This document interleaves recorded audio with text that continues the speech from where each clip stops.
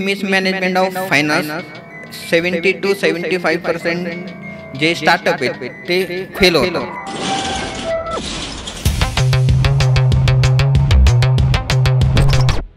Loan तर घेतो, बिझनेससाठी लोन घेतलं आहे, बट तो फाउंडर जो असतो तो पैसा त्याने जो रेज केला आहे, जो फंड रेज केला आहे, तो बिझनेससाठी न वापरता पर्सनल रिझनसाठी वापरतात. किंगफिशरचं जर एक्झाम्पल घेतलं, बँकेकडून लोन घेऊन बऱ्याचल्या कंपन्या टेक ओव्हर केलेल्या आहेत. किंगफिशर एअरलाईन जी आहे ना, ती प्रॉफिट मेकिंगसाठी त्यांनी उभारलीच नव्हती. किंगफिशरचं जे नाव आहे ते मोठं करण्यासाठी ही एअरलाईन उभारलेली आहे. एका पण वर्षी त्यांनी प्रॉफिट बनवलेलं नाही त्यांच्या बॅलन्स शीटमध्ये. एअरपोर्टचे जे काही टॅक्सेस आहेत ते पण त्यांनी पे नाही केलेले. हा सगळा जो स्कॅम आहे तो डिसाइडेड आहे. गव्हर्नमेंटचा रूल आहे 45 डेजमध्ये, आय बिलीव्ह की 45 डेजमध्ये जे काही MSME सर्टिफिकेटमध्ये ज्यांनी रजिस्ट्रेशन केलं आहे अशा कंपनीजला 45 डेजमध्ये त्यांना पैसे द्यावे लागतात. असा काही रूल आहे का? आहे. फक्त 45 डेजचा जो टाईम आहे त्यामुळे जर समोरची कंपनी काम करायला नाही म्हणते तर मग हे नुकसान आहे. नाही, ह्याच्यात काय आहे की नुकसान नाही आहे.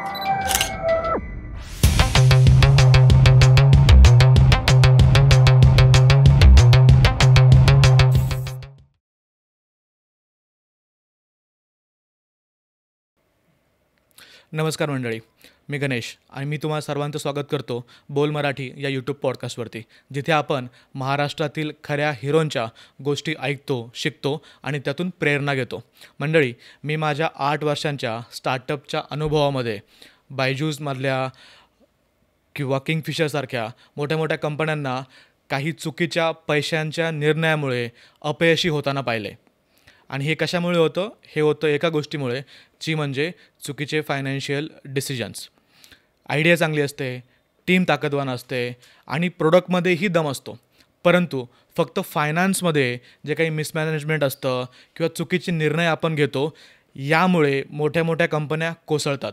आणि म्हणूनच आज आपल्यासोबत आहेत एक अत्यंत प्रभावशाली, अनुभवी, सजग असे व्यक्ती, श्री संतोष कावरे सर. संतोष कावरे सर हे virtual CFO, business finance trainer, independent director आणि स्टार्टअप इंडिया मार्ग मेंटॉर आहेत. त्यांनी आपल्या 20 वर्षांच्या कॉर्पोरेट फायनान्सच्या अनुभवामधून आज हजारो नाही लाखो MSME स्टार्टअप कंपन्यांना, फाउंडर्सला मदत केलेली आहे. आणि आपण आज त्यांच्यासोबत डिस्कस करूया, बोलूया, समजून घेऊया बिझनेसमधले बारकावे, फायनान्शियल मॅनेजमेंटमधले बारकावे आणि ज्याला तुम्ही तुमच्या कंपनींमध्ये कशाप्रकारे इम्प्लिमेंट करू शकता. सर नमस्कार. नमस्कार. तर सर, सगळ्यात पहिल्यांदा आणि सगळ्यात बेसिक प्रश्न माझा हाच असेल की CFO म्हणजे नेमकं काय आणि त्यातली त्यात व्हर्च्युअल CFO म्हणजे काय? ओके, तर सर्वात पहिल्यांदा आपण काय करूया की CFO म्हणजे काय आहे तुम्हाला मी एक्सप्लेन करतो. CFO म्हणजे काय, जर तुमच्याकडं जर तुम्ही पाहिलं असेल तर की जे मोठे मोठे कंपनी असतात, लिस्टेड असतात की SMEs लिस्टेड असतात, तर ते त्यांच्या फायनान्शियल डिसिजन मेकिंग करण्यासाठी एक पर्सन जो आहे तो अपॉइंट करतात as a chief financial officer म्हणून. तर त्याच्यामध्ये काय होतं की he is the responsible person to provide the financial information to founders and decision maker. तर त्याच्या बेसिसवरती काय करतात, कंपनीचे जे काही मोठे मोठे जे काही डिसिजन मेकिंग असतात, fund raising, financial analysis, profitability calculations, कुठले एक्सपेन्सेस जे आहेत ते आपल्याला कमी करायच्यात, त्याच्या डिसिजन मेकिंगसाठी जो पर्सन असतात तर तो पर्सन म्हणजे CFO असतो. आता CFO जो असतो तो नॉर्मली काय की मोठ्या कंपन्यांमध्ये असतात, तिकडं 1,000 करोडची टर्नओव्हर, 2,000 करोड टर्नओव्हर आहे किंवा त्याच्यापेक्षा ज्या काही मोठ्या कंपन्या असतात, लिस्टेड असतात, तर त्याच्यामध्ये normally CFO full time appoint करतात आणि फुल टाईम डेडिकेटेडली एकाच कंपनीसाठी जो पर्सन आहे तो काम करत असतो. पण व्हर्च्युअल CFO म्हणजे काय आहे की SMEs आणि MSMEमध्ये काय होतं की एवढ्या मोठ्या पॅकेजचा किंवा एक्सपेन्सेस सॅलरी जे असणारा पर्सन असेल तो अफोर्ड करू शकत नाही आणि त्याची फुल टाईम रिक्वायरमेंट पण नसते. तर मग ह्याच्यामध्ये काय होतं की जर एवढी रिक्वायरमेंट आहे SMEs आणि MSMEमध्ये, पण काय होतं की बिकॉज ऑफ त्यांच्याकडं फंड्स नसल्यामुळे, बजेट नसल्यामुळे ते अपॉइंट करू शकत नाही. जर अपॉइंट करू नाही शकत MSMEमध्ये, तर मग MSME आणि SME ज्या बिझनेस ओनर आहे, तर त्यांनी त्यांचे काय फायनान्शियल मॅनेजमेंट कसं करायचं, हा एक प्रश्न जो चालू आहे. तर हा जो प्रश्न आहे तो सगळ्यांनाच निर्माण आहे. मग त्याच्यात की त्यांना फायनान्शियल मॅनेजमेंट करण्यासाठी कोण गाईड करू शकतं.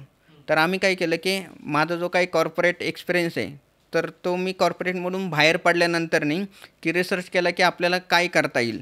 आणि त्याच्यामुळं माझा जो एक्सपिरियन्स आहे तो फायनान्शियल मॅनेजमेंटचा आहे कॉर्पोरेटमध्ये, की 200 करोडपेक्षा जास्त मोठी कंपनी असलेलं जो काही कंपनी आहे, तर त्याचं फायनान्शियल मॅनेजमेंट मी स्वतः करत होतो. तर तिकडून बाहेर पडल्यानंतरने असं होतं की आपण काय करू शकतो, की मग त्याच्यात आलं की जे SMEज आणि MSME जे काही कंपन्या आहेत, तर त्याच्यामध्ये फायनान्शियल मॅनेजमेंट ह्या डीप लेवलवरती होत नाही. मग आम्ही हे केलं की व्हर्च्युअली आपण त्यांना काही मदत करू शकतो. मग ही कन्सेप्ट आली की व्हर्च्युअल CFO म्हणजे काय, की तुम्हाला फुल टाईम एक पर्सन डेडिकेटेडली एकाच कंपनीसाठी काम न करता आपण मल्टिपल कंपन्यांना आपण सपोर्ट करू शकतो. आणि त्यांचं जे काही बजेट आहे, तर त्या बजेटमध्ये ह्या सगळ्या गोष्टी आपल्याला मॅनेज करता येतात. की म्हणजे फुल टाईम न राहता आपण व्हर्च्युअली किंवा वीकली व्हिजिट करून, एका 15 दिवसांनी किंवा 1 महिन्यानंतरनी व्हिजिट करून आपण त्यांना त्यांच्या ज्या काही फायनान्शियल प्रॉब्लेम आहेत किंवा फायनान्शियल डिसिजन मेकिंगसाठी किंवा त्यांच्या फायनान्शियल ॲनालिसिस किंवा त्यांचं बॅलन्स शीट, P&L आणि फायनान्शियल प्रोसेस आहे ते इम्प्लिमेंट करण्यासाठी जो मदत करतो तो म्हणजे व्हर्च्युअल CFO. Great, great. बरं, आता मला एक प्रश्न पडला आहे की भले व्हर्च्युअल CFO नाही आहे, बट प्रत्येक कंपन्यांमध्ये ते CAचा ॲडवाईस तर घेतात. आता मी फाउंडरसोबत जेव्हा बोलतो, तर ते म्हणतात की आमच्याकडे CA आहे, आमचं CA सगळं काम पाहतो. ते नाही म्हणत की आमच्याकडे CFO आहे. तर मग CA आणि CFOमध्ये काय अंतर आहे, काय फरक आहे? CA म्हणजे काय आहे, की मेनली जे CA जे असतात ना, तर त्यांचा फोकस असतो की स्टॅच्युटरी कंप्लायन्सेस आणि income tax return filing audit ह्या गोष्टीवरती त्यांचा फोकस असतो.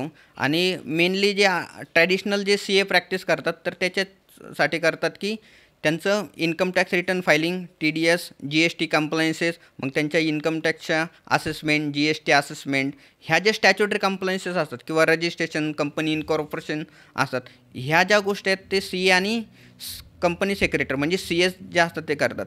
पण CFO म्हणजे काय आहे, की त्यांचं इंटरनल जे काही डिसिजन मेकिंग असतात, तर त्याच्यामध्ये फायनान्शियल डिसिजन मेकिंगमध्ये CFOचा मेन रोल असतो. की कुठल्या प्रोडक्टचा किंवा कुठल्या सर्व्हिसेस ज्या आहेत, तर त्यांची प्राईस आपण कशाच्या बेसिसवरती डिसाईड करायची.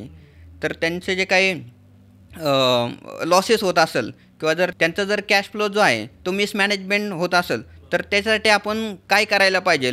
तर इन डेप्थ त्यांच्या ग्राउंड लेवलवरती जाऊन आपण ह्या सगळ्या प्रोसेसेस आहेत त्या आपण इम्प्लिमेंट करत असतो. की मग कॅश फ्लो मॅनेजमेंट असू, त्यांच्या अकाउंट्स पेएबल असू, नंतर त्यांचं MIS रिपोर्टिंग किंवा त्यांच्या फायनान्शियल डॅशबोर्ड असतात, तर ह्या सगळ्या गोष्टी असतात. तर त्याच्यामध्ये CAचं इन्व्हॉल्वमेंट नसतं.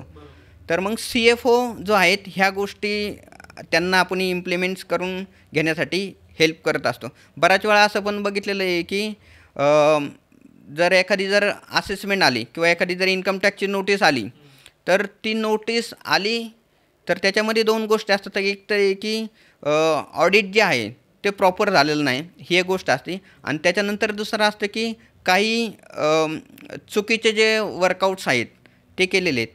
तर त्याच्यामुळं मग ह्या सगळ्या गोष्टी होत असतात. तर मेनली CA जे असतात, तर त्यांचं स्टॅच्युटरी कंप्लायन्सेस, ऑडिट आणि इन्कम टॅक्स रिटर्न फायलिंगवरती त्यांचा फोकस असतो.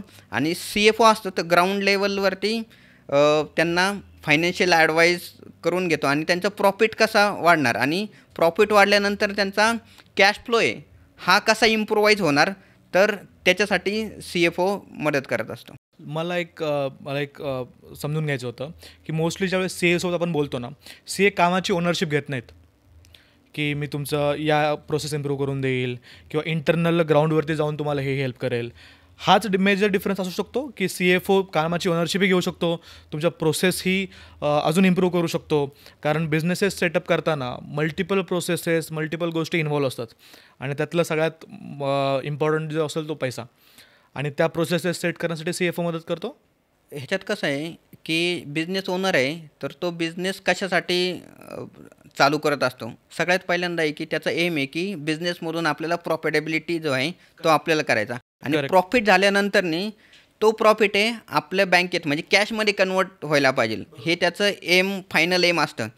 पण अ, त्या गोष्टीसाठी CFO जो आहे तो मदत करत असतो की बिझनेसचा प्रॉफिटेबिलिटी कसा वाढवायचा, कुठे एक्सपेन्सेस कमी करायचे, कुठल्या स्ट्रॅटर्जी यूज केल्यानंतर आपला बिझनेसचा प्रॉफिट आहे तो वाढणार आहे आणि प्रॉफिट झाल्यानंतर कॅश फ्लो कुठं ब्लॉक झालेले आहेत ते कॅश ब्लॉक झालेले त्याचं रिअलायझेशन आहे ते आपल्या बँकेत कसं होणार आहे.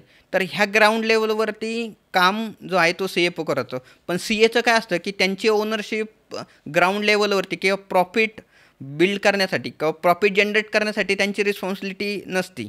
तर त्यांची रिस्पॉन्सिबिलिटी अशी की स्टॅच्युटरी कंप्लायन्सेस टाईमली व्हायला पाहिजे.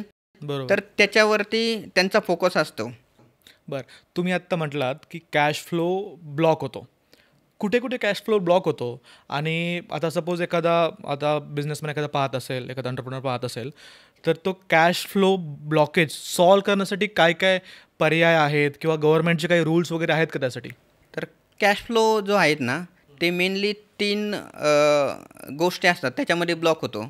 सगळ्यात पहिल्यांदा आहे की जर बिझनेस करत असेल कोण तर त्या मॅन्युफॅक्चरिंग बिझनेस करण्यासाठी त्याला भरपूर मोठ्या प्रमाणात त्यांचे ॲसेट जे आहेत तर ते बिल्ड करतात. म्हणजे काही प्लांट मशिनरी असतात, काही इक्विपमेंट असतात ते त्यांना परचेस करायला लागतात. म्हणजे इनिशियली त्या ठिकाणी त्यांचे जे काही कॅपिटल एक्सपेंडिचर्स आहेत तर ते आपल्याला करायला लागतात. तर ते जर केले तर त्या ठिकाणी मोठ्या प्रमाणात कॅश फ्लो ब्लॉक होतो. त्याच्यानंतर दुसरी गोष्ट काय आहे की जी आपल्याला इन्व्हेंटरी म्हणजे रॉ मटेरियल आपल्याला परचेस करायला लागतं. रॉ मटेरियल केल्यानंतर आपल्याला काही इन्व्हेंटरी आहे, काही प्रोडक्ट आहेत तर रेडी आपल्याकडं असणं गरजेचं आहे. तर इन्व्हेंटरी आणि रॉ मटेरियलमध्ये आपले पैसे ब्लॉक होतात बऱ्याच ठिकाणी. आणि तिसरं म्हणजे काय आहे की आपले जे काही प्रोडक्ट विकल्यानंतर B2C बिझनेस मॉडेलमध्ये काय होतं की आपल्याला कॉर्पोरेट्सला किंवा ज्या मोठ्या मोठ्या ऑर्गनायझेशन त्यांना आपल्याला आपले कस्टमर असतात तर त्यांना ऑब्वियसली मग 30 डेज 45 डेज 60 डेज असं पेमेंट टर्मवरती आपल्याला जे काम करावं लागतं. काम हो.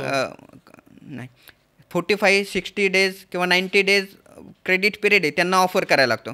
मग ते जर ऑफर केले तर आपल्याला आपले जे प्रोडक्ट विकल्यानंतर की इनवॉइस केल्यानंतर आपल्याला 1 महिन्यानंतर किंवा 1.5 महिन्या 2 महिन्यानंतर आपल्याला काय होतात की पैसे भेटतात. पैसे तर भेटतात. अशा 3 ठिकाणी सगळ्यात जास्त जे फंड जे असतात त्या ठिकाणी ब्लॉक होतात. तर सगळ्यात पहिल्यांदा कसं की जर फंडचे जे ब्लॉकेजेस आहेत ते जर कमी करायचे असेल तर लाईट वेट बिझनेस करणं जास्त गरजेचं आहे. लाईट वेट म्हणजे? लाईट वेट म्हणजे काय आहे की आता एखादं जर मॅन्युफॅक्चरिंग करून आपल्याला एखादा प्रोडक्ट आहे तुम्हाला मॅन्युफॅक्चरिंग करायचं तर मग त्यासाठी असं नाही आहे की तुमच्याकडं फॅक्टरीज असायला पाहिजे की विदाऊट फॅक्टरीसुद्धा तुम्ही जे प्रोडक्ट आहे तुम्ही मॅन्युफॅक्चरिंग करू शकता. तर ते कसं करू शकता तर तुम्ही थर्ड पार्टी मॅन्युफॅक्चरिंग आहे त्याचं लेवरेज घेऊ शकता. म्हणजे काय आहे की मॅन्युफॅक्चरिंग तुम्ही एखाद्या एक्झिस्टिंग मॅन्युफॅक्चरर आहे त्यांच्याकडून डेव्हलप करून किंवा मॅन्युफॅक्चरिंग करू शकता आणि त्याच्यानंतर तुम्ही जे मटेरियल किंवा इथे सेल करू शकता. म्हणजे आता मला सर एक सॉरी टू इंटरप्ट, एक प्रश्न पडला की तुम्ही म्हटलात की थर्ड पार्टी मॅन्युफॅक्चरर जे आहेत तिथून तुम्ही मॅन्युफॅक्चर करू शकता, बट तिथे क्वालिटीचा इश्यू नाही येणार का? त्याच्यात क्वालिटीचा इश्यू कसा आहे की ज्यावेळेस आपलं ॲग्रीमेंट होतात तर त्याच्यामुळे त्या ॲग्रीमेंटमध्ये आपली क्वालिटी मॅनेज करता येते. त्याच्यामुळे कसं की कुठल्या प्रकारचं रॉ मटेरियल यूज करायचं आणि त्यासाठी काय कुठली प्रोसेस आहे ती फॉलो करायची. तर त्या गोष्टी ती क्वालिटी चेक करून आपल्याला ती क्वालिटी मेंटेन करता येते त्या ठिकाणी. पण ह्याच्यात कसं आहे की तर त्याच्यात ऑब्वियसली की काही ठिकाणी आपल्याला काही गोष्टी कॉम्प्रोमाइज करायला लागतात. पण क्वालिटी आहे ती जर आपण आपल्या कस्टमरला जर चांगली दिली तर ऑब्वियसली रिपिटेटिव्ह कस्टमर आहेत ते वाढतात.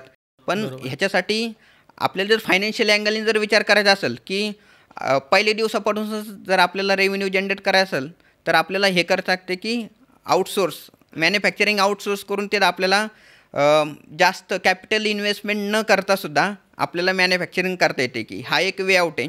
दुसरं आहे की तुमच्याकडं तुमच्या ऑर्गनायझेशनमध्ये अशी प्रोसेस पाहिजे की ऑर्डर भेटल्यानंतरनी बिफोर डिस्पॅच तुम्ही तुमच्या प्रोडक्टची पैसे आहेत तुमच्या बँकेत कसे रिअलाईज होणार. तर त्यासाठी एक एक्झाम्पल आहे. तुम्ही तुमच्या ॲमेझॉनवरून ऑर्डर करता, तुम्हाला ऑनलाईन कुठली पण गोष्टी जर परचेस करायच्या असेल तर त्या ठिकाणी कसं आहे की तर ॲमेझॉन तुम्हाला कुठल्या प्रकारचं क्रेडिट पिरियड देतं का, की तुम्ही आत्ता एखादा कॅमेरा हे करा, परचेस करा आणि 1 महिन्यानंतर पैसे द्या, असं चालतं का? नाही चालत. कारण की त्यांच्याकडं तशी प्रोसेस बिल्ड केलेली आहे की ऑर्डर भेटल्यानंतरनीच त्यांच्याकडं ऑप्शन देतात की तुम्ही कॅश ऑन डिलिव्हरी करणार, क्रेडिट कार्डने पेमेंट करणार, UPIने पेमेंट करणार. तर ऑप्शन्स आहे तिथं. कुठलंही ऑप्शन नाही की तुम्ही क्रेडिटवरती मटेरियल आहे ते बाय करू शकता. अशी तुम्ही तुमच्या ऑर्गनायझेशनमध्ये पण काय करू शकता की प्रोसेस आहे ते बिल्ड करू शकता, जेणेकरून तुम्हाला ऑन टाईम विदिन टाईम तुमचे जे पैसे आहेत ते रिकवर होणार.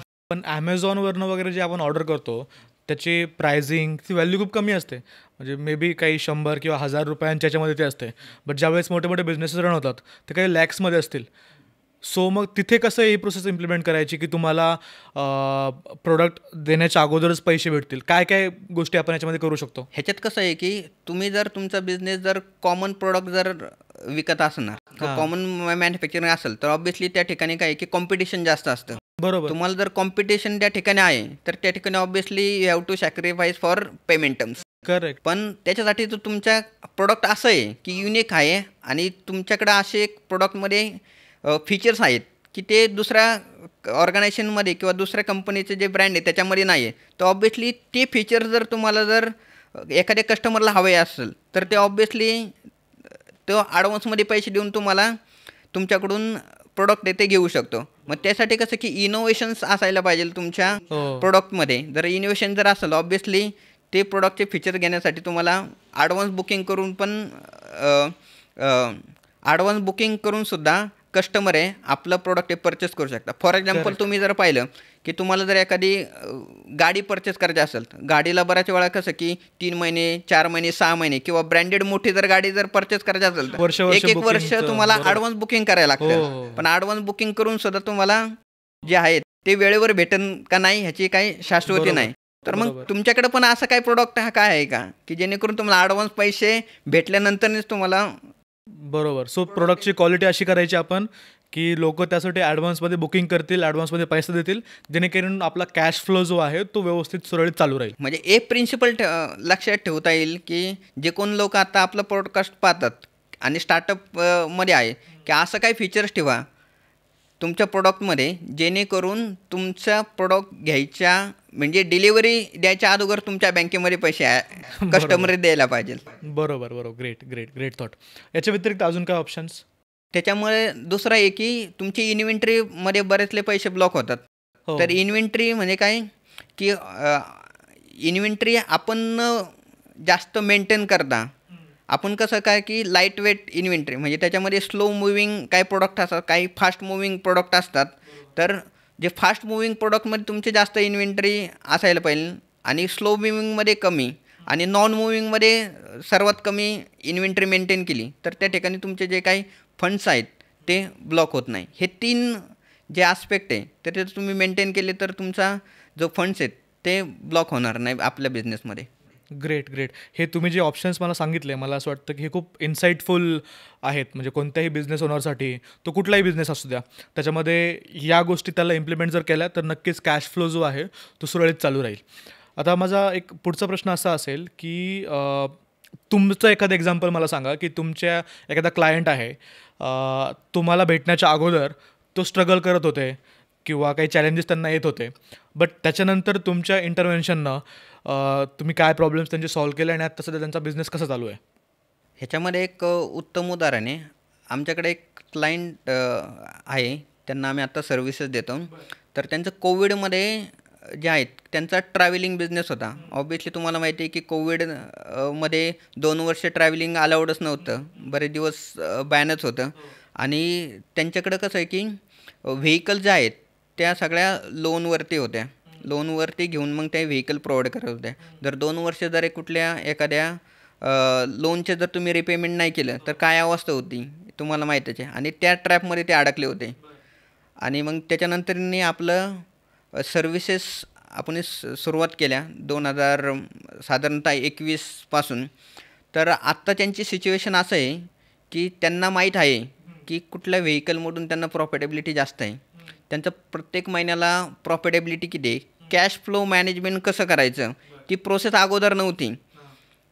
तर त्यांचा अगोदरचा बिझनेस तो प्रोपरायटर होता. नंतर त्यांनी प्रायव्हेट लिमिटेडमध्ये कन्वर्ट केला आणि प्रायव्हेट लिमिटेडमध्ये कन्वर्ट केल्यानंतरनी ही जी पूर्ण सिस्टीम आहे ती आपण तिथे बिल्ड केली की प्रत्येक महिन्याला आपण त्या ठिकाणी फायनान्शियल रिव्ह्यू जो आहे तो होतो आणि त्यांचा कॅश फ्लो कशामुळं निगेटिव्ह होत असेल तर त्याचे रिझन कळतात आणि पॉझिटिव्ह करण्यासाठी आपण त्यांना भरपूर काही गोष्टी इम्प्लिमेंट्स केल्या की आत्ताच आपण डिस्कस केलं की फंड्स कुठं कुठं ब्लॉक होतात. ते ब्लॉक न होण्यासाठी कुठल्या उपाययोजना करायला लागतात, ते कुठले रिपोर्ट्स आहेत. तर त्याच्यामध्ये आम्ही काय केलं की फंड्स त्यांचे ब्लॉक होत होते, तर त्यांच्यामध्ये आम्ही रिसिवेबल मॅनेजमेंट सिस्टीम आहे ती आपण डेव्हलप केली. रिसिवेबल मॅनेजमेंट कसं की आता आपण डिस्कस केलं की तुम्हाला कॉर्पोरेटला जर द्यायचं असेल तुम्हाला 1 महिना क्रेडिट 2 महिने क्रेडिट द्यायला लागतं. बरोबर. पण ते काय होतं की 1 महिना क्रेडिट झाल्यानंतर परत 31व्या दिवशी तुम्हाला फॉलोअप घ्यावं लागतं. फंड्स येतील का नाही येतील ह्याची काही गॅरंटी नाही. करेक्ट. तर असं काही सिस्टीम बिल्ड केली की तुम्हाला तुमचे पैसे आहेत की 30 दिवसानंतर भेटायला पाहिजे.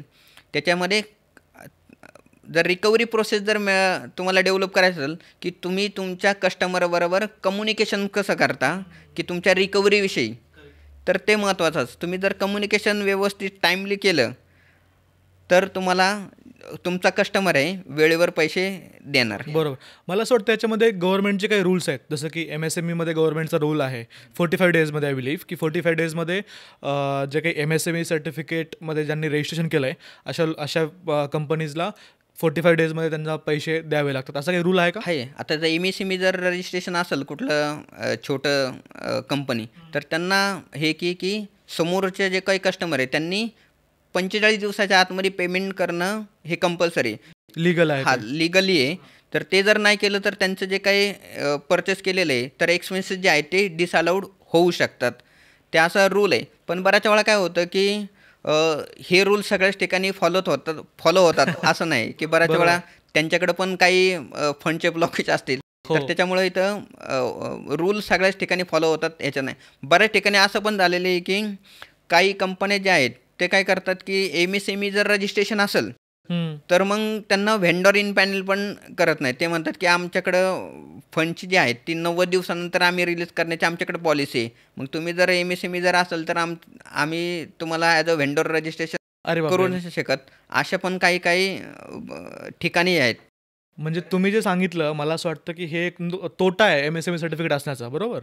कारण जर माझ्याकडे MSME सर्टिफिकेट आहे आणि फक्त 45 डेजचा जो टाईम आहे त्यामुळे जर समोरची कंपनी काम करायला नाही म्हणते तर मग हे नुकसान आहे. नाही, ह्याच्यात काय आहे की नुकसान नाही आहे. तुम्ही MSME रजिस्ट्रेशन करायला पाहिजे आणि अशा कस्टमरबरोबर काम करा की तुम्हाला ऑन टाईम पैसे देणार आहे. तर तुम्ही जर बिकॉज ऑफ 90 दिवसानंतर जर पैसे जर मला भेटत असेल तर अशा कस्टमरबरोबर तुम्ही कामच कशाला करायला पाहिजे, त्याला सप्लायच नाही करायला पाहिजे. बरोबर. तर तो चांगला कस्टमर आहे त्याच्याबरोबर तुम्ही डील करा. जो वाईट कस्टमर आहे तुम्हाला पेमेंट अगोदर सांगतो की आम्ही 90 दिवसांनी पेमेंट करणार किंवा टाईमली पेमेंट करण्यासाठी त्यांच्याकडे पैसे नाही, अशा कस्टमरबरोबर तुम्ही कामच कशाला करायला पाहिजे, त्याला सप्लायच नाही करायला पाहिजे. सर आता मी ॲग्री करतो की हे टेक्निकली तरी साऊंड करते की हां, जो व्यक्ती 90 दिवसानंतर पेमेंट करतोय त्यासोबत काम नाही करायला पाहिजे. But as a founder entrepreneur खूप वेळेस त्याला पाहिजे असतं की काम पाहिजे असतं किंवा काहीतरी बिझनेस येतोय भले तो 90 दिवसानंतर येतो, अशी मेंटॅलिटी असते लोकांची. प्रत्येक बिझनेस ओनरची असते की चल आज नाही तर चला 3 महिन्यानंतर तर देईल. तर ती मेंटॅलिटी कशी ब्रेक करायची मग? नाही, ह्याच्यात कसं आहे की सगळ्यात पहिल्यांदा बिझनेस करताना तुमचे बिझनेसचे रूल्स आहेत तुम्ही डिफाईन करायला हवेत की कुठल्या प्रकारच्या कस्टमरबरोबर तुम्हाला काम करायचं आहे आणि कुठल्या प्रकारच्या कस्टमरबरोबर तुम्हाला काम करायचं नाही. हे एकदा तुम्ही डिफाईन केलं तर तुम्ही तुमचा बिझनेस आहे तर त्याच कस्टमरबरोबर तुम्ही डील करू शकता. नाहीतर बऱ्याच वेळा होतं की तुम्ही त्याच्या MSME रजिस्ट्रेशन नाही त्याच्यामुळं आपण बिझनेस नाही करू शकत किंवा MSME रजिस्ट्रेशन आहे तर त्याच्यामुळं हा जो कस्टमर आहे तर मला इन पॅनल नाही करू शकत.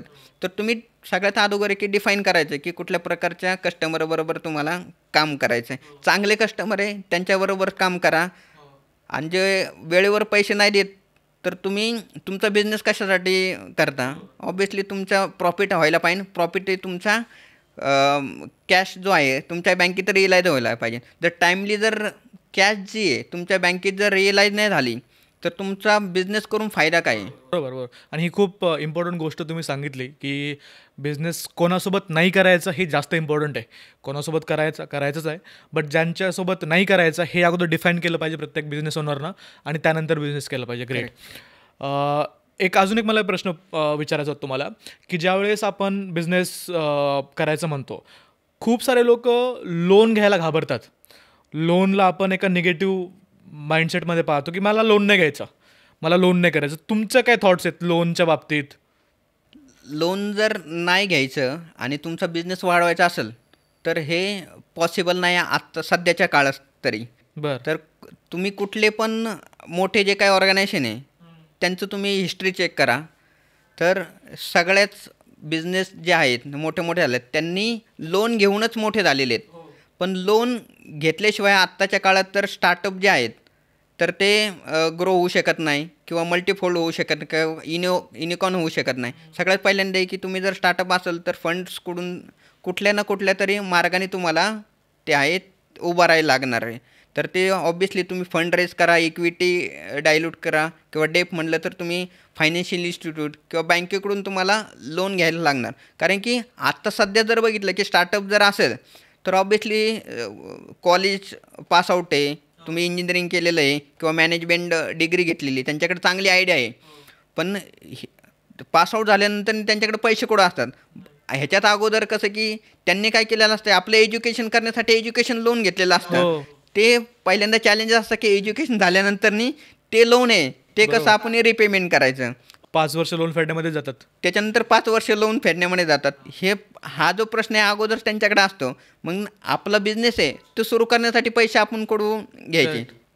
तर पैसे जर आपल्याला जर रेज करायचे असेल, सगळ्यात पहिल्यांदा की आपले स्वतःकडे काही सेव्हिंग केली असेल, तर सेव्हिंग तर आता स्टार्टअप जर असेल तर त्यांनी सेव्हिंग नसते केलेली. नाही. मग फ्रेंड्स आणि फॅमिली त्यांच्याकडून घ्यायचे. नंतरनी काही इक्विटी रेज करून आपण घेऊ शकतो आणि नंतरनी की आपल्याला स्टार्टअप फंड्स जे आहेत त्याच्या वेगवेगळ्या स्कीम्स आहेत तर त्यांच्या थ्रू आपल्याला घ्यायला लागतात.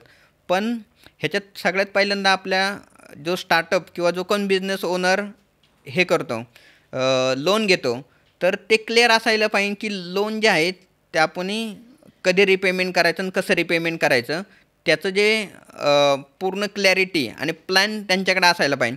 बऱ्याच वेळा असं होतं की लोन घेतात पण त्याचं रिपेमेंट कधी करणार त्याचं प्लॅनिंग जे आहे ते स्टार्टअपकडं नसतं. तर त्याच्यामुळं काय होतं की because of mismanagement of finance जर आपण बऱ्याच वेळा सर्वे झालेला आहे आणि असं झालेलं आहे की because of mismanagement of finance 70 to 75% जे स्टार्टअप आहेत ते फेल होतात. 70 to 75% स्टार्टअप्स. हां, ते फेल होतात ह्या रिझनमुळं. तर त्यांच्याकडे जर फायनान्शियल मॅनेजमेंट सिस्टीम नाही आहे आणि डिसिजन मेकिंग जे आहे ते फायनान्शियल ॲनालिसिस न करता डिसिजन मेकिंग करतात, त्याच्यामुळं मग हे जे स्टार्टअप आहेत ते फेल होतात. बरोबर. तुम्ही म्हटलात की लोन रिपेमेंट चा तुमचा प्लॅन पाहिजे. मला असं वाटतं की खूप वेळेस असाही प्रॉब्लेम येतो, लोन तर घेतो, बिझनेससाठी लोन घेतलं आहे, बट तो फाउंडर जो असतो तो पैसा त्याने जो रेज केला आहे, जो फंड रेज केला आहे, तो बिझनेससाठी न वापरता पर्सनल रिझनसाठी वापरतात. तर याच्यावरती काय बोलाल? हे कितपत योग्य आहे आणि करतात का असं?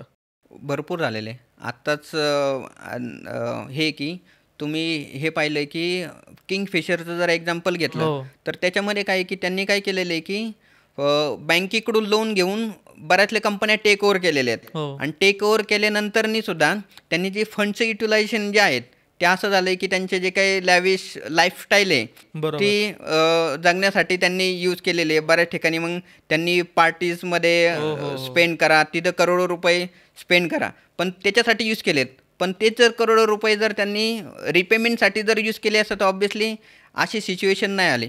आता जर बघितलं का आपण विजय मल्ल्याच्या केसमध्ये तर त्यांचं जे काय आहे की मिसमॅनेजमेंट झालेलं आहे बऱ्याच ठिकाणी, त्याच्यानंतरनी मग हे स्कॅम झालेलं आहे पूर्ण. हो, हो, जर हो. त्यांनी जर मिसमॅनेजमेंट न करता तर योग्य ठिकाणी त्यांचे किंगफिशरचं जे काय आहे की त्यांनी काय केलं की त्यांनी त्यांच्या एक्सपेन्सेसवरती कुठंच कंट्रोल नाही ठेवलेले.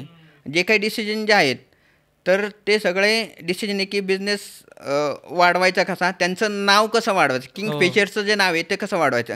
माझा जो काही किंगफिशरवरती जो काही रिसर्च केला आहे त्याच्यामध्ये मी तर म्हणेल किंगफिशर एअरलाईन जी आहे ना ती प्रॉफिट मेकिंगसाठी त्यांनी उभारलीच नव्हती. त्यांनी उभारली कशासाठी होती की त्यांचा किंगफिशर म्हणजे लिकरचा बिझनेस आहे, किंगफिशर जे बियर आहे तर त्याचं नाव कसं व्हायला पाहिजे, त्याचं ब्रँडिंग कसं व्हायला पाहिजे. तर त्याच्यासाठी त्यांची किंगफिशर एअरलाईन आहे ती कंपनी सुरुवात केली आणि त्याचं जे काय किंगफिशरच्या बियरचं जे ब्रँडिंग आहे ते किंगफिशर जे एअरलाईन आहे त्याच्या थ्रू करत होते. बरोबर. आणि ह्याच्यात काय आहे की किंगफिशर लिकर आणि बियर जे आहे ना तर त्याचं प्रमोशन्स किंवा ॲडव्हर्टाईज करण्यासाठी इंडियामध्ये अलाउड नाही. मग त्यांनी ब्रँडिंग करण्यासाठी काय आहे की ही कंपनी ती उभारून ती इन्कॉर्पोरेट करून त्याचा जो बिझनेस जो आहे तो त्याचं किंगफिशरचं जे नाव आहे ते मोठं करण्यासाठी ही एअरलाईन उभारलेली आहे असं तर माझ्या ॲनालिसिसमध्ये आलेलं आहे. आणि त्याच्यामुळं ती मिसमॅनेजमेंट झाली. त्यांनी कुठल्याच प्रकारचं प्रॉफिट जनरेशन कसं करायचं ह्याच्यावरती काही स्ट्रॅटर्जी नाही. आत्तापर्यंत किंगफिशर जेवढ्या वर्ष काम करत होती तर एका पण वर्षी त्यांनी प्रॉफिट बनवलेलं नाही त्यांच्या बॅलन्स शीटमध्ये. प्रत्येक वर्षी त्यांनी काय केलं, लॉसच केलेला आहे. कुठं स्ट्रॅटर्जी नाही आणि रिपेमेंट्स करण्यासाठी त्यांच्याकडं पैसे नाही. त्यांनी तर असं केलेलं आहे की त्यांच्या 8-8, 9-9 महिने त्यांचे एम्प्लॉईज आहे त्यांना सॅलरी नाही दिली. बरोबर. गव्हर्नमेंटचे टॅक्सेस आहे त्या सॅलरीवरती जो TDS डिडक्शन केलेला आहे तो टॅक्स पण नाही भरलेला आहे. परत गव्हर्नमेंट ऑफ अथॉरिटीचे जे काही अथॉरिटीज आहेत तर एअरपोर्टचे जे काही टॅक्सेस आहेत ते पण त्यांनी पे नाही केलेले. म्हणजे काय आहे की त्यांनी गव्हर्नमेंटला तर बुडवलं त्यांच्या एम्प्लॉईला पण बुडवलं आणि नाव कुणाचं मोठं झालेलं आहे, किंगफिशर बिअरचं नाव मोठं झालेलं आहे. म्हणजे हा सगळा जो स्कॅम आहे तो मला तर वाटतं की डिसायडेड आहे की किंगफिशर एअरलाईन आहे ती एअरलाईन सर्व्हिसेस न देता किंगफिशर बिअरचं प्रमोशन आणि ब्रँडिंग करण्यासाठी हा जो मार्ग आहे तो विजय मल्ल्यांनी पुरेपूर त्याचा लेवरेज घेतलेले. मला असं वाटतं की जर त्यांना तुमच्यासारख्या एखाद्या CFOनं चांगलं गाईड केलं असतं तर कदाचित ही वेळ आली नसती. त्यांनी दोन्ही बिझनेस प्रॉफिटेबल करू शकले असते, किंगफिशर एअरलाईन्स देखील आणि किंगफिशर जे लिकर बिझनेसमध्ये आहेत ते देखील. परंतु फक्त त्यांनी ब्रँडिंगवरती फोकस केला, अव्वाच्या सव्वा पर्सनल लाईफवरती, लॅविश लाईफवरती खर्च केला. आणि मला असं वाटतं की नाही का फायनान्शियल मिसमॅनेजमेंट जे तुम्ही सांगितलं आणि खूप चांगली इन्साईट तुमची आहे की ज्या प्रकारे त्यांनी ते ब्रँडिंग केलं आणि ते दिसतं आपल्याला. म्हणजे ज्या बातम्या आपण पाहिल्या, जे न्यूज आर्टिकल्स आपण त्या वेळामध्ये पाहिले आणि देश सोडून त्याच्यामुळे त्यांना जावं लागलं. Great insight. आपण मगाशी डिस्कस करताना लोनबद्दल डिस्कस करत होतो की लोन घ्यायला पाहिजे की नाही, बरोबर. त्याच्यामध्ये मी एक टर्म माझ्या अभ्यासामध्ये आली होती, मला थोडंसं तुमच्याकडून समजून घ्यायला आवडेल की गुड लोन आणि बॅड लोन. आपण लोन ज्यावेळेस बोलतो त्यावेळेस काही गुड लोन म्हणतो, काही वेळेस आपण त्याला बॅड लोन म्हणतो. त्याची डेफिनेशन काय, यांच्यामध्ये फरक काय? नाही, गुड लोन आणि बॅड लोन म्हणजे काय, सगळ्यात पहिल्यांदा आहे की आपण जे काही लोन घेतोय तर त्याचं युटिलायझेशन आपण कसं करणार आहे आणि युटिलायझेशन केल्यानंतर आपण त्याचं रिपेमेंट कसं करणार आहे ह्याचा आपल्याला प्लॅन असायला पाहिजे. आता गुड लोन म्हणजे काय की सगळ्यात पहिल्यांदा की स्वस्तात कुठलं लोन भेटतं. स्वस्तात इन टर्म्स ऑफ काय आहे की 2 प्रकारचे एक्सपेन्सेस असतात जर आपण लोन घेतले तर. एक तर आहे की त्याचं इंटरेस्ट, करेक्ट, म्हणजे त्याच्यावरती व्याज द्यायला लागतं. करेक्ट. जे कमीत कमी व्याजावरती आपल्याला लोन भेटणार आहे ते एका अर्थाने गुड लोन म्हणतात. आता साधारणतः असं की 9-10% आपल्याला लोन भेटतात तर त्याला आपण चांगलं लोन म्हणू शकतो, गुड लोन म्हणू शकतो.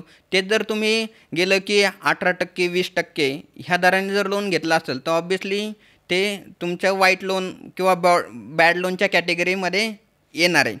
तर ती एक झालं एक्सपेन्सेस. त्याच्यानंतर नाही आहे की तुम्हाला ज्यावेळेस लोन घेतो तर त्यावेळेस सँक्शन करण्यासाठी काही प्रोसेसिंग फीज आणि काही स्टॅच्युटरी किंवा काही स्टॅम्प ड्युटीज किंवा गव्हर्नमेंटचे चार्जेस असतात ते पे करायला लागतात.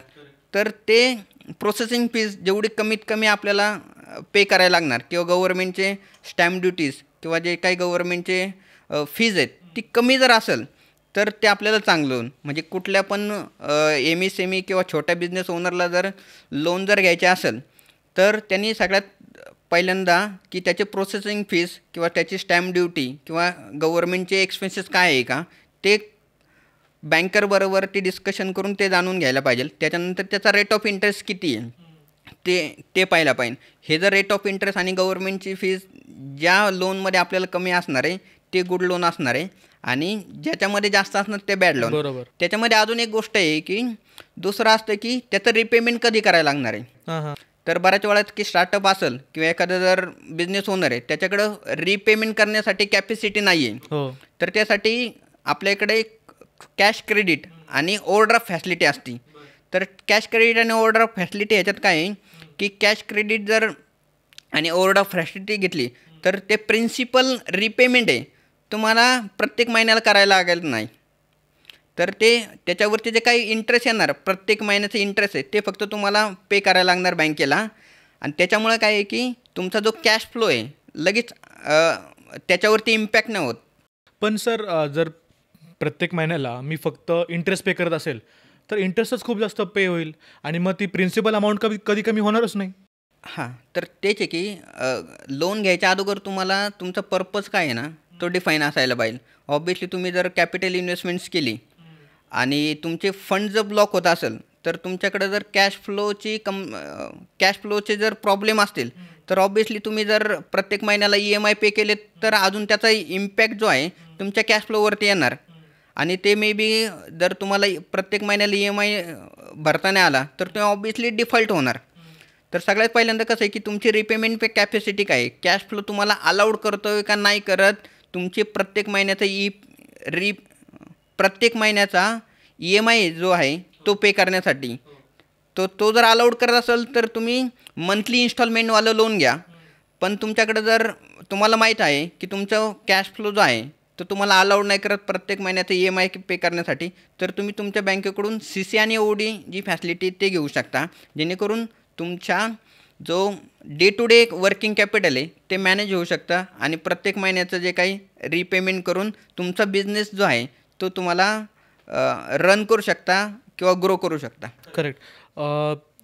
आता हे बोलताना मला एक विचारायचं आहे तुम्हाला की ॲज अ फाउंडर मी एक बिझनेस चालवतो. सपोज मी कुठले रिपोर्ट्स स्टडी करायला हवेत, कुठले रिपोर्ट्स, कुठले ऑडिट्स किंवा काय गोष्टी मी पाहायला पाहिजेत जेणेकरून मला अजून इन्साईट मिळतील बिझनेस ग्रो करण्यासाठी. नाही, ॲज अ बिझनेस ओनर जर असेल ना तुमचे फायनान्शियल डॅशबोर्ड आहे ना ते रेडी असायला पाहिजे. पण फायनान्शियल डॅशबोर्डमध्ये कुठले नंबर्स असतात ना ते पाहणं महत्त्वाचं असतं. काही काय असतं बिझनेसमध्ये काय असतं, काही रिपोर्ट्स असतात ते डेली बेसिसवरती तुम्हाला पाहायला डेली रिपोर्ट्स आहेत ते तुम्हाला रिव्ह्यू करायला लागतात. काही रिपोर्ट्स काय असेल तर डेली जे रिपोर्ट असतात ना तर त्याच्यामध्ये काय पाहायला लागतात. एक तरी की तुमचा टर्नओव्हर आहे, प्रत्येक दिवसाचा तुमचा टर्नओव्हर आहे किती वाढतो आहे ते पाहायला पाहिजे. दुसरं आहे की तुमचे रिसिवेबल्स आहेत ते कमी होतात का नाही होतात ते पाहायला पाहिजे.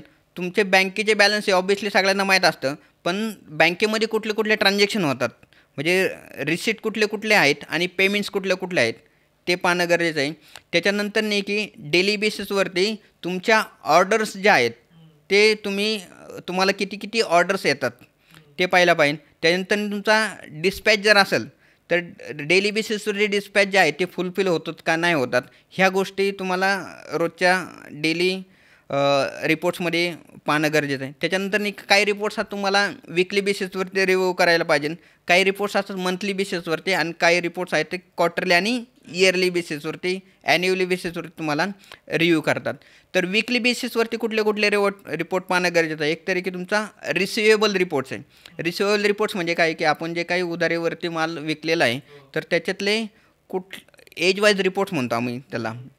एज वाईज रिपोर्ट म्हणजे काय की आज जर तुम्ही कुठलं इनवाईस केलं तर त्याचं एज वाईज रिपोर्ट आम्ही त्याला म्हणतो. म्हणजे कसं आहे की तुमच्या 30 डेजमध्ये कुठले रिसिवेबल्स आहे, 60 डेज कुठले रिसिवेबल, 90 डेजमध्ये कुठले रिसिवेबल आले आणि ओव्हरड्यू कुठले झालेत ते कळतं की तुम्हाला ह्या एज वाईज रिसिवेबलवरून.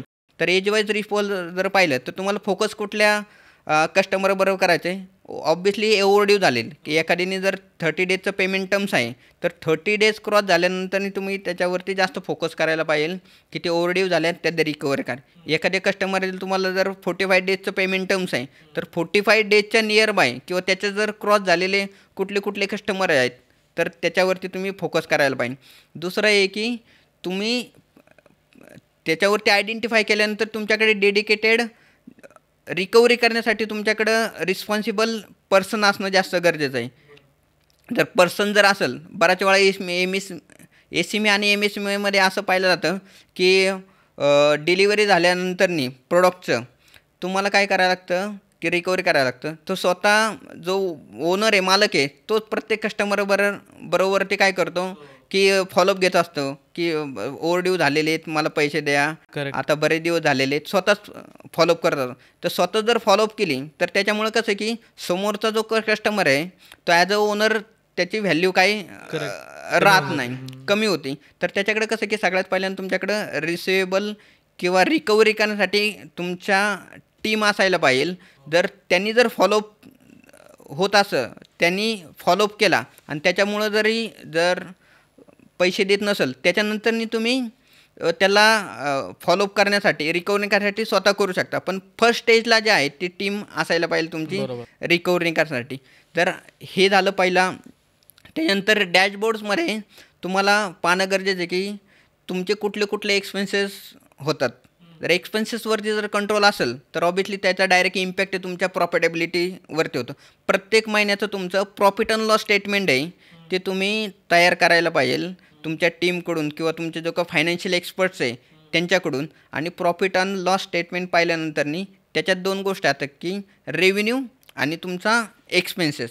तुमचा revenue as compare to previous month, as compare to previous average जे आहे तर त्या ॲव्हरेजने तुमचा रेव्हेन्यू आहे तो वाढत आहेत का नाही वाढत आहे ते कम्पॅरेटिव्हली तुमचा चार्टवरती तुम्ही पाहू शकता.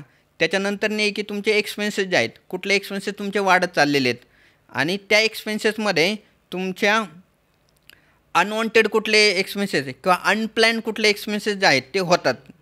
आणि अनप्लॅन्ड एक्सपेन्सेस होतात तर त्याचं रिझन काही तुम्हाला फाइंड आउट करणं जास्त आहे की तुम्ही प्लॅन का नव्हते केलेले आहेत आणि ते अवॉइड कसं करता येईल. हे जर एक्सपेन्सेस तुम्ही रिव्ह्यू केले आणि त्याच्यानंतर तुम्हाला कळणार की तुमचे एक्सपेन्सेस कुठं जास्त होतात कुठं कमी होतात.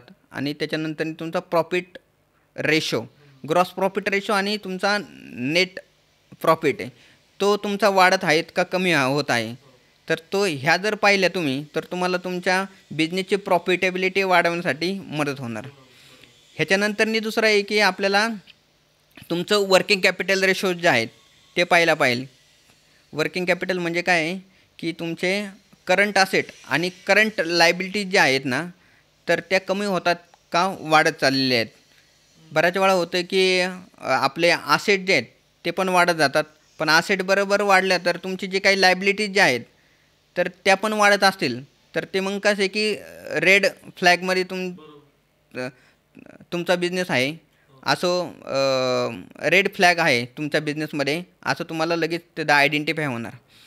हे काय त्याच्यानंतर नाही की कुठले असेट जे आहेत ते प्रोडक्टिव्ह असेट आणि नॉन प्रोडक्टिव्ह असेट्स जे आहेत ते तुम्हाला आयडेंटिफाय करता आल्यापासून. बऱ्याच वेळा असतं की मोठ्या इंडस्ट्री असतात की ज्यावेळेस सुरुवात करतो त्यावेळेस असेट जे आहेत ते घेतले जातात, पण बऱ्याच वेळा असं पण पाहिलं की त्याच्यातले काही असेट जे आहेत काही मशिनरी आहेत त्या परफॉर्मन्स नाही देत किंवा त्याचा यूज नाही आहेत. पण त्याच्यामुळे काय होतं की आपले जे फंड जे आहेत ते ऑलरेडी ब्लॉक झालेले आहेत. तर ह्याच्यातून तुम्ही हे कॅल्क्युलेट करायला पाहिजे कुठले असेट जे आहेत ते प्रोडक्टिव्ह आहेत आणि कुठले नॉन प्रोडक्टिव्ह आहेत. बरोबर. म्हणजे हे समजून घ्या अगोदर की तुम्हाला पैसा कुठून जनरेट होणार आहे आणि पैसा कुठे जाणार आहे. त्यानंतरच त्याच्यावरती आपण काही डिसिशन घेऊ शकतो. आणि ॲन्युअलमध्ये कुठले रिपोर्ट्स असतात?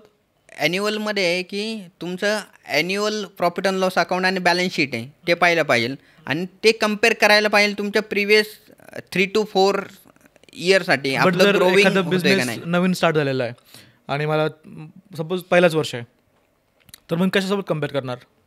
तर ऑब्वियसली की एकतर एक कंपॅरिझन म्हणजे काय आहे की 2 गोष्टी बरोबर तुमचे जे काही कॉम्पिटिटर्स जे आहेत तर त्यांचा बिझनेस किती ग्रो होत आहे मार्केटमध्ये तर त्याच्याबरोबर तुम्ही कंपॅरिझन करू शकता. दुसरं आहे की तुमचे प्लॅन जे आहेत, प्लॅनवरचेच ॲक्च्युअल नंबर्स जे आहेत, तुम्ही प्लॅन केलं होतं की ह्या वर्षात आपण 10 करोडचा बिझनेस करणार आहे, पण ॲक्च्युअलमध्ये तुम्ही 5 करोडचा केलेला आहे. तर मग त्या ठिकाणी काय प्रॉब्लेम झालेले आहे की तुमचं प्लॅनिंग केलं, बजेटिंग केलं तुम्ही की एवढा बिझनेस व्हायला पाहिजे, पण ॲक्च्युअली नाही झालेला आहे. तर त्याच्याबरोबर तुम्ही कंपेअर करू शकता. बरोबर. आता मला एक सांगा सर, की मला हे लक्षात आलं, CFO लागतो कंपनीसाठी. CFO असेल तर तुम्ही फायनान्शियल डिसिजन व्यवस्थित घेऊ शकता. पण किती टर्नओव्हर नंतर CFOला अप्रोच करावं? किती एक मिनिमम, माझा ॲन्युअल बिझनेस एवढा आहे, टर्नओव्हर एवढा आहे, प्रॉफिट एवढा आहे, त्यानंतर CFOला अप्रोच केलं पाहिजे? ह्याच्यात 2 गोष्टी, एक तर की CFO आणि दुसरं की व्हर्च्युअल CFO. तर ह्याच्यात काय आहे की जर तुम्हाला जर फुल टाईम CFO जर पाहिजे असेल, तर ऑब्व्हियसली तुमच्याकडं जर 100 करोडपेक्षा जर मोठी कंपनी असेल तर you should have a full time CFO. आणि जर 100 करोडपेक्षा कमी जर बिझनेस असेल तर 1 करोडपेक्षा जास्त तुमचा टर्न झाला तर त्यावेळेस तुम्ही डिसिजन घेऊ शकता की तुमच्याकडं व्हर्च्युअल CFOची रिक्वायरमेंट आहे, जेणेकरून तुमच्या ज्या फायनान्शियल ॲनालिसिस किंवा फायनान्शियल डॅशबोर्ड्स आहेत, ते फायनान्शियल मॅनेजमेंट जे आहेत, तर त्या डिसिजन मेकिंग करण्यासाठी तुम्हाला तो हेल्प करू शकेल. टर्नओव्हर 1 करोडच्या वरती ना, प्रॉफिटचं काही त्याच्यामध्ये नाही, प्रॉफिट व्हेरी करतो की डिपेंड ऑन तुमची इंडस्ट्रीज काय आहे, बिझनेस काय आहे त्याच्यामुळे. बट टर्नओव्हर तुमचा 1 करोडपेक्षा जास्त गेला तर you can think for the virtual CFO. बरोबर. मला असं वाटतं की काही स्टार्टअप्स सपोज ज्यांचा प्लॅन मोठा आहे, ज्यांचं आहे की मी भलेही स्टार्ट करतो आत्ता, माझा टर्नओव्हर 1 CR नाही आहे, बट माझा प्लॅन आहे की पुढच्या येणाऱ्या वर्षभरामध्ये, 2 वर्षभरामध्ये तो 1 CRपेक्षाही खूप जास्त होईल. तर असे लोकही अप्रोच करू शकतात? 2 वर्ष तर जास्तची गोष्ट आहे. आता फाउंडर आणि जे स्टार्टअप लोक आहेत त्यांच्याकडे एवढं पेशन्स नाही की 2 वर्षानंतर 1 करोडचा टर्न करण्याची. ह्याच्यात आहे की तुम्हाला जर मल्टीफोल्ड करायचं असेल तर हे की तुम्हाला 2-3 वर्षामध्ये तुम्हाला 50 करोड 100 करोड जर घेऊन जायचं असेल आणि आत्तापासूनच तुम्हाला तुमचे प्रोसेस बिल्ड करायचे असेल तर त्यावेळेसपासून तुम्ही फर्स्ट डेपासून तुम्ही व्हर्च्युअल CFOची हेल्प घेऊ शकता. आणि ज्यावेळेस मग मोठा बिझनेस होणार आहे त्यावेळेस मग फुल टाईम CFO घेऊ शकता. तर ह्याच्यात आहे की तुमचे प्लॅन्स काय आहेत, तुमचे प्लॅन जर मोठे असेल तर ऑब्व्हियसली तुम्हाला व्हर्च्युअल CFOची मदत पहिल्या दिवसापासून घेणं गरजेचं आहे. बरोबर. म्हणजे जर सपोज एखादा IIT IIMमधून आलेला स्टुडंट आहे किंवा जुना बिझनेस आहे, पॅरेंट्सचा बिझनेस आहे, अजून मोठा करायचा आहे, फ्रेश स्टार्ट आहे, अशी व्यक्ती तुमची हेल्प घेऊ शकतात किंवा व्हर्च्युअल CFOची हेल्प घेऊ शकतात, जेणेकरून पुढच्या 5 महिन्यामध्ये, 6 महिन्यामध्ये, वर्षभरामध्ये त्याला करोड्समध्ये त्यांना एक्सपांड करू शकतात. ह्याच्यात हे पण बघितलं आहे की आमच्याकडे काही क्लायंट्स आहेत असे की सेकंड जनरेशन बिझनेसमध्ये आहेत. तर अगोदर जो काही आहे की त्यांच्या वडिलांनी तो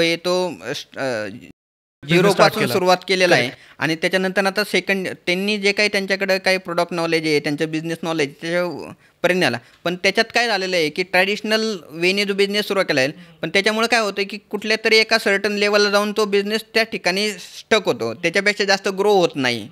मग ते ग्रो होत नाही तर त्यांना काय आहे की ह्या ज्या प्रोसेस आहेत तर त्यांना बिल्ड करायला लागतात. मग काही सेकंड जनरेशन असेल की त्यांच्याकडं काय आहे की त्यांना बिझनेस मोठं करण्याची इच्छा आहे, तर मग त्यावेळेस ते व्हर्च्युअल CFO आहे त्यांची मदत घेता येते त्यांना. करेक्ट. आणि मग तुम्ही त्यांना चांगल्या प्रकारे हेल्प करून त्यांचा बिझनेस सेट करून सगळ्या गोष्टी हे एक आहे. आणि कुणाला जर स्टार्टअप आहे आणि त्यांना पहिल्या दिवसापासून प्लॅन आहे की तुमचा बिझनेस आहे 3-4 वर्षात तुम्हाला 100 करोड वरती घेऊन जायचं, त्या ठिकाणी पहिल्या दिवसापासून तुमच्या बिझनेसमध्ये व्हर्च्युअल CFO जो आहे त्याची मदत घेऊ शकता तुम्ही. ग्रेट. ठीक आहे. सो म्हणजे इन शॉर्ट मी हेच सांगेल ऑडियन्सला की तुमचे प्लॅन्स मोठे असतील, बिझनेस मोठा बनवायचा असेल, बिझनेस मोठा असेल बट कॅश फ्लो मॅनेज होत नाही आहे, लॉसेस, पैसा कुठे चालला समजत नाही आहे, किंवा एक जो प्रोफेशनल आपण म्हणतो एक ॲप्रोच तुम्हाला बिझनेसला द्यायचा आहे, डॅशबोर्ड्स असतील, रिपोर्ट्स असतील, त्या सगळ्या गोष्टी समजून घ्यायच्या असतील, आणि असंही नाही की खूप मोठी कंपनी झाली की 1000 करोड 2000 करोड, बट चांगली ठीकठाक टर्नओव्हर तुमचं आहे, तर अशा सगळ्या लोकांनी मला असं वाटतं की व्हर्च्युअल CFO जो आहे त्यांना अप्रोच केला पाहिजे, जेणेकरून ऑपरेशन्स वगैरे जे आहेत ते सुरळीत होतील. ह्याच्यामध्ये अजून एक मी ॲड करेल की जे काही फ्युचरचे फायनान्शियल इम्प्लिकेशन अवॉइड करायचे असेल तर त्यासाठी सगळ्यात पहिल्यांदा की व्हर्च्युअल CFOची रिक्वायरमेंट लागते. बऱ्याच वेळा होतं की आता आपण डिस्कस केली की लोन घ्यायला हवं आहे का नाही घ्यायला हवं आहे, तर सगळ्यात पहिल्यांदा होतं की बऱ्याच वेळा असं दिसतं की बिझनेस ओनर काय करतात की आपले ज्या फंड जे आहेत ते दुसरीकडे डायव्हर्ट करतात की आपल्याला मग गाडी हवं आहे, आपल्याला फ्लॅट हवा आहे, मोठा बंगला हवा आहे, मग आपल्याला फॉरेन ट्रिप्स करायच्यात किंवा अशा ज्या काही गोष्टी आहेत त्या बिझनेसच्या प्रोडक्टिव्हिटीमध्ये यूज होत नाही, पण अशा ठिकाणी पण खर्च करतात. अशा जर गोष्टी जर करत असाल तर ऑब्व्हियसली तुमच्या कॅश फ्लोवरती डायरेक्ट इम्पॅक्ट होतो. तर त्या सगळ्यात पहिल्यांदा तुम्ही अवॉइड करणं गरजेचं आहे. ते जर तुम्ही जर तुमचा बिझनेस आहे 3-4 वर्ष झालेला आहे आणि त्याच्यात जर तुम्हाला तुम्ही अशा प्रकारे जर फंड जर डायव्हर्ट करत असेल तर त्याच्यामुळं काय होणार की ऑब्व्हियसली तुमच्या फंड फ्लोमध्ये तुम्हाला अडचणी निर्माण होणार. सगळ्यात पहिल्यांदा असं करायचं की आपलं जे काही रेव्हेन्यू जनरेट केलेला आहे त्याच्या अगेन्स्ट तुम्ही प्रॉफिट जनरेट केलेला आहे. तर तुम्हाला जो प्रॉफिट आहे वाढवायचा असेल तर तुमची जी काही इन्व्हेस्टमेंट आहे ते रिइन्व्हेस्टमेंट व्हायला प्रॉफिट जो आहे तो तुमच्या बिझनेसमध्येच तुम्ही यूज करून तुमचा बिझनेस अजून जास्त वाढवायला पाहिजे, जेणेकरून तुमचा जो फंड्स आहेत तर आपल्या पर्सनल यूजसाठी किंवा पर्सनल लाईफसाठी एन्जॉय न करता. बऱ्याच वेळा असं होतं की बरेच लय MSMEमध्ये काय होतं की प्रोप्रायटर बिझनेस आहे तर काय होतं की आपले पर्सनल एक्सपेन्सेस आहेत ते आपल्या बिझनेसच्या अकाउंटमधूनच बऱ्याच वेळा होतात आणि त्याच्यामुळे ट्रॅक नाही होत की तुमचे पैसे जे आहेत ते पर्सनल एक्सपेन्सेससाठी किती झालेले किंवा पर्सनल एक्सपेन्सेस कुठले कुठले झाले ते ट्रॅकच होत नाही. सगळ्यात पहिल्यांदा काय करायला पाहिजे, बिझनेस ओनरनी तुमची फिक्स सॅलरी जी आहे प्रत्येक महिन्याला किती घेणार आहे ना तेवढी डिसाईड पाहिजे आणि प्रत्येक महिन्याच्या जे काही ज्यावेळेस तुम्ही तुमच्या एम्प्लॉईची सॅलरी ज्या दिवशी पे करता त्या दिवशी ती सर्टन अमाऊंट आहे तर ती सर्टन अमाऊंट तुमच्या करंट अकाउंट म्हणजे बिझनेस अकाउंटमधून तुमच्या पर्सनल सेविंग अकाउंटला ट्रान्सफर करून त्या ठिकाणून तुमचे पर्सनल एक्सपेन्सेस आहेत ते करणं जास्त गरजेचं आहे. ही जरी एक गोष्ट जरी बिझनेस ओनरने जर फॉलो केली म्हणजे छोटे बिझनेस ओनरने जर फॉलोअप केली तर त्यांच्या बिझनेसमध्ये जो आहे कॅश फ्लोचा बऱ्याच वेळा प्रॉब्लेम्स आहेत ते आपण अवॉइड करू शकतो. करेक्ट. ग्रेट. तर खूप साऱ्या इन्फॉर्मेटिव्ह आणि इन्साईट्स तुम्ही दिल्या प्रेक्षकांना. तर नक्कीच जे काही मराठी ऑडियन्स आपलं आहे, जे बिझनेसमध्ये आहेत, जे काही स्मॉल स्केल बिझनेस असतील, MSME असतील किंवा 1 CR to 10 CR या बिझनेसमध्ये असतील किंवा ज्यांचं ध्येय मोठं असेल अशा लोकांना फायदा नक्कीच होणार आहे. मीही प्रेक्षकांना आवाहन करेल की मी सरांचे कॉन्टॅक्ट डिटेल्स जे आहेत ते डिस्क्रिप्शनमध्ये देईल. जर तुम्हाला त्यांचा पर्सनल गायडन्स हवा असेल, त्यांची काही हेल्प हवी असेल तर तुम्ही त्यांना तिथे कॉन्टॅक्ट करा. ते तुम्हाला नक्कीच हेल्प करतील आणि तुमचा बिझनेस, तुमचा व्यवसाय एका नवीन उंचीवरती नेण्यासाठी तुम्हाला ते हेल्प जरूर करतील. धन्यवाद सर. धन्यवाद तुम्ही बोल मराठीला टाईम दिल्याबद्दल. Thank you so much for inviting me in your podcast. Thank you sir.